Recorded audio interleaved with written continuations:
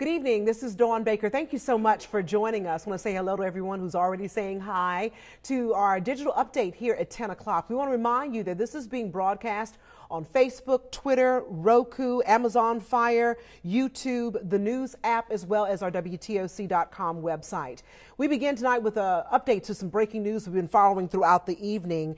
From Florence County, South Carolina, one officer is dead, and we have learned that 6 other people were injured following an active shooter situation. In addition to those 5 officers hurt, one civilian was also shot. The male suspect is in custody. The sheriff says it happened while they were trying to serve a warrant, and the officers had no idea how much firepower the suspect had. He and the Florence police chief tonight are asking everyone to pray for their officers and the community. Back here at home, we continue to follow a shooting that happened near Daffin Park this afternoon. Savannah police say a teenager was shot near Washington and B Roads. Savannah Alderman Julian Miller posted on Facebook that the 16-year-old victim's injuries are non-life-threatening. He says the teen had gotten into a scuffle with some others in another area and was walking on the east side of the park when a car pulled up and someone shot him. He's being treated at the hospital. No arrests have been made as of yet.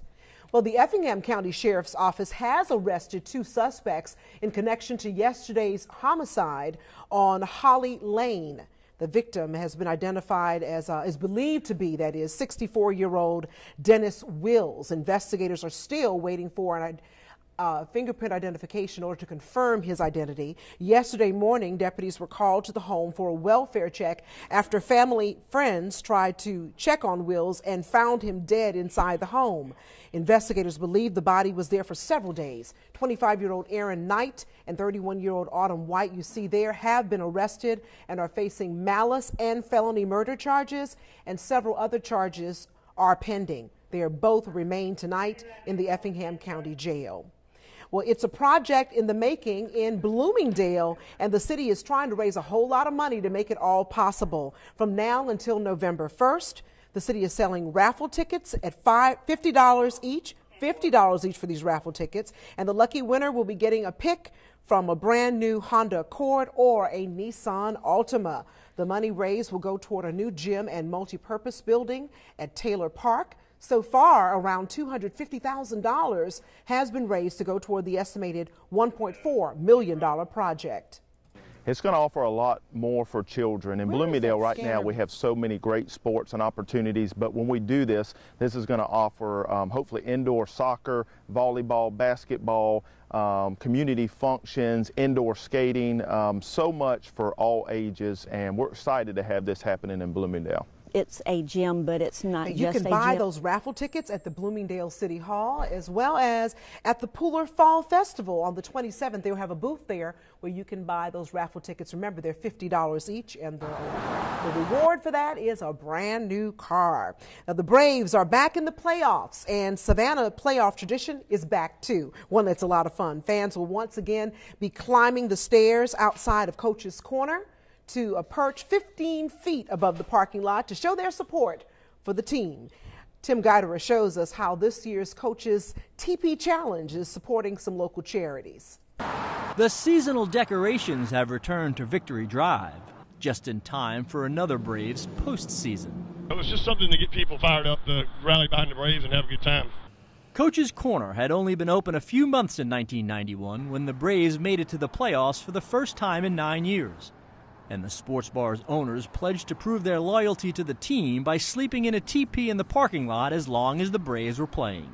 My brother and I swapped days, and then sometimes I would stay up more because we had this jinx factor where if he lost, I'd stay up extra games. The story comes down to they went the whole series to the World Series, Game 7, and lost. So that's how it kicked off. The Coach's Corner teepee has been a tradition during every Braves playoff run since, spanning 27 years.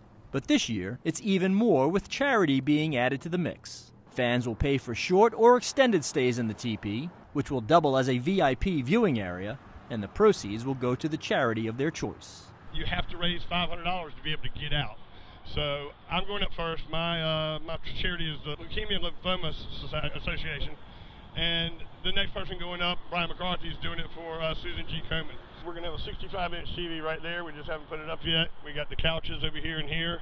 a table to eat at. We're going to have air conditioning coming, a generator coming, and there's a bathroom down below.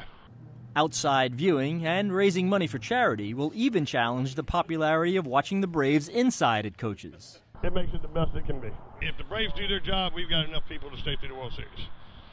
And show how Savannah supports its team and its charities. Tim Guider, WTOC News. And don't forget, all you fans out there, the Braves open their 5-game divisional series against the Dodgers tomorrow night. A limited number of fans can watch the game from that TP area for a donation to a local charity. And I see there are a couple questions here happening right now on our Facebook Live. I want to let you know that, yes, Bloomingdale already has a lot of money, but they're trying to raise $1.4 million with that raffle in order to build that multi-purpose recreation center out there. So that's why they need all the money going on, too. And also, those who missed the very top story, we had an update on the Florence County active shooter situation where now we've learned 6 people were actually hurt. 1 officer has died and 4 other officers and 1 civilian were actually shot. The suspect is in custody. That is the good news. But it is certainly a sad time going on in Florence County, South Carolina tonight. So please keep that community in your prayers. And don't forget to join me for The News at 11.